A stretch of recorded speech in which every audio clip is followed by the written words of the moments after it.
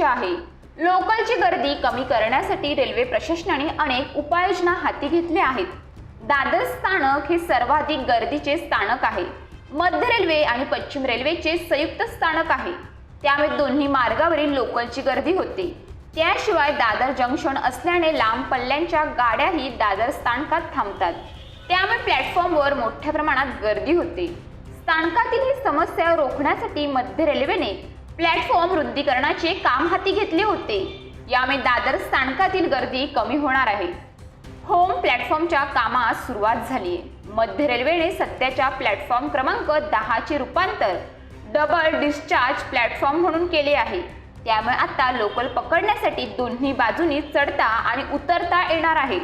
Double discharge प्लॅटफॉर्ममुळे आता संध्याकाळच्या वेळी दादर स्थानकातील गर्दी झपाट्याने कमी होणार आहे। दादर हे मुंबईतील सर्वात व्यस्त असे रेल्वे स्थानक आहे, त्यामुळे या स्थानकातील गर्दी कमी करणे हा या प्रकल्पाचा उद्देश आहे। मुंबईहून दादर स्थानकातून दररोज सुमारे 150 फास्ट लोकल आणि लांब पल्ल्याच्या गाड्या सुटतात।